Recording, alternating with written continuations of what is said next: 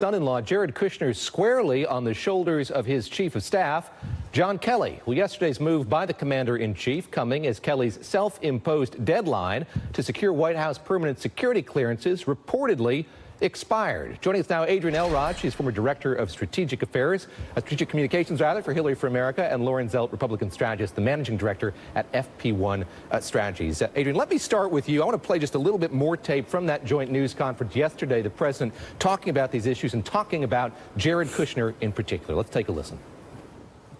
Jared's done an outstanding job. I think he's been treated very unfairly. He's a high-quality person. He nothing, just so, you know, nobody ever reports that, but he gets zero. General Kelly respects Jared a lot, and General Kelly will make that call. I won't make that call. I will let the general, who's right here, make that call. But Jared's doing some very important things for our country. He gets paid zero. Adrienne, I just want you to react to that, what John Kelly has tried to do here since some bad press a couple of weeks ago. He's tried to right this ship, by his account, to put some standards in place. How satisfied are you that he's doing that?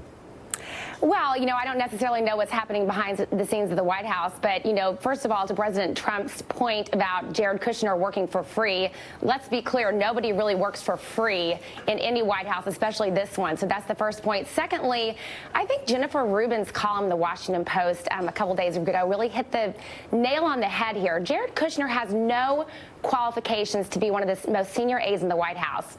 And we're, of course, seeing a lot of this come to fruition, and the fact that he can't even get a security clearance. You know, it's not unusual. I actually worked in the Clinton White House back in the late 90s. It's not unusual for a security clearance to take a while, but the most senior White House aides are always prioritized. And the fact that we are 13 months into this White House, this is the president's son-in-law who cannot get a security clearance, yet we're giving him all of this responsibility, or rather President Trump is, with our policy toward China, our policy toward the Middle East. His portfolio is vast and expanding, and it's just completely irresponsible. Lauren, let me ask you, I just want to point out that he's in company here of a couple of other people, Don McGahn, Sarah Huckabee Sanders as well, Ivanka Trump, his wife. None of them, by all accounts here, have permanent security clearance as well. How comfortable are you with that, with the fact that they've been able to operate in these positions as long as they have, that they're able to continue operating in those positions without permanent security clearances? Look, well, to Adrienne's point, so it's for Lauren, yeah. Oh, sorry. That's okay. To Adrienne's point, you know, I know the White House is saying that they inherited a process that under previous administrations, you know, but to the point about Mr. Kushner in particular, look, I don't really think that there's much that can be done that will change his proximity to power within the White House. You know, this is an unorthodox White House. We know that. We know how close the president is to his daughter, Ivanka, and Jared by extension. I think the only thing ultimately that could change the status of Mr. Kushner in the White House would be a development in the Mueller investigation. About that, Adrienne, I just want to pull up the headline here from the Washington Post. They've been reporting on all of this about a senior Justice Department official calling the White House. We're to assume that's Rod Rosenstein, the Deputy Attorney General, calling Don McGahn, the White House counsel, expressing the fact that there's going to be a bit of a delay here. Weigh in on this, if you would. What Lauren just said, that there might be a development in the Mueller investigation. How much do you think that's weighing on this process?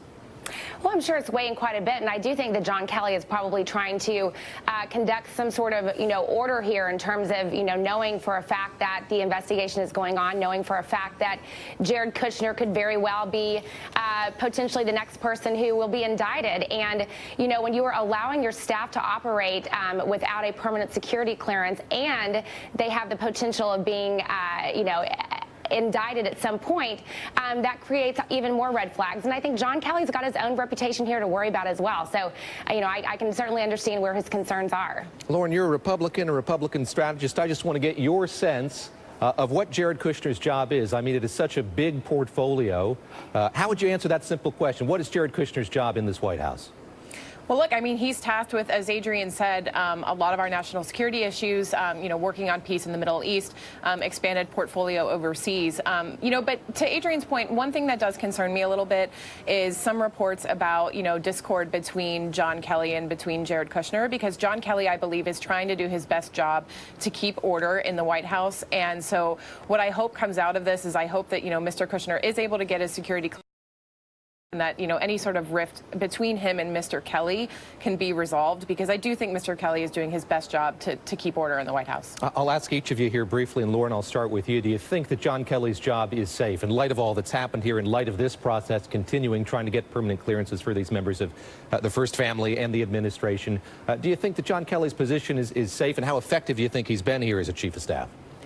With this White House, you can't predict whether anyone's job is safe, to be honest with you. I think we've seen that throughout the course of the administration, but I do think he's doing a good job. I really do think that he is trying to keep order in a White House that is sometimes, a little bit unorthodox. Adrian, same question to you. He's somebody who's been said to be managing down and not up. How effective has he been, and how convinced are you that he's going to stay in that post? Well, look, I'm with Lauren. I think it's really hard to predict anything in this Trump White House, and it's hard to predict anything that President Trump will actually do in terms of making personnel decisions. But, he's got a really tough job, and I think ultimately who's going to take that job if John Kelly is no longer there?